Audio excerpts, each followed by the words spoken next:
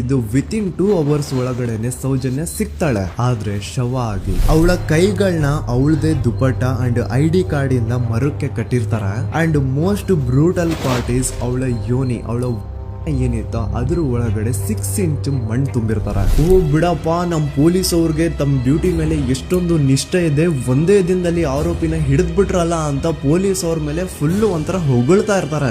ಆದ್ರೆ ಪಾಪ ಜನರಿಗೆ ಎಲ್ಲಿ ಗೊತ್ತಿತ್ತು ಈ ಕೇಸ್ ನ ರಿಯಲ್ ಆರೋಪಿ ಬೇರೆ ಯಾರೋ ಇದಾರೆ, ಪೊಲೀಸ್ ಅವರೇ ಈ ಕೇಸ್ ನ ಮಿಸ್ಲೀಡ್ ಮಾಡೋದಕ್ಕೆ ಸುಮ್ನೆ ಸಂತೋಷ್ನ ಅರೆಸ್ಟ್ ಮಾಡಿದ್ದಾರೆ ಅಂತ. ಪೊಲೀಸ್ ಅವರು ಈ ಕೇಸ್ ಅಲ್ಲಿ ಕರಪ್ಟ್ ಆಗಿದ್ದಾರೆ, ಪೊಲೀಸ್ ಅವರೇ ಸತ್ಯ ಮುಚ್ಚಿಡ್ಲಿಕ್ಕೆ ಟ್ರೈ ಮಾಡ್ತಿದ್ದಾರೆ. ಹಾಗಾಗಿ ಈ ಕೇಸ್ ನ ಇನ್ಮುಂದೆ ಪೊಲೀಸ್ ಅವರಲ್ಲದೆ CBI ಅವರು ಇನ್ವೆಸ್ಟಿಗೇಷನ್ ಮಾಡಬೇಕು, ಈ ಕೇಸ್ ನ CBI ಒಪ್ಸಿ ಅಂತ ಅಗೇನ್ ಪ್ರೊಟೆಸ್ಟ್ ಗಳು ಸ್ಟಾರ್ಟ್ ಆಗ್ತವೆ. ಸೌಜನ್ಯ ಕೇಸ್ ಒಂದೇ ಅಲ್ಲ, ನಾರಾಯಣ ಹಾಗೂ ಯಮುನಾ ಕೇಸಲ್ಲೂ, ವೇದವಲ್ಲಿ ಕೇಸಲ್ಲೂ, ಆ ಬ್ಯಾಂಕ್ ಮ್ಯಾನೇಜರ್ ನ ಕೇಸಲ್ಲೂ ಹಾಗೂ ಪದ್ಮಲತಾ ಕೇಸಲ್ಲೂ ಸೀದಾ ಡೈರೆಕ್ಟ್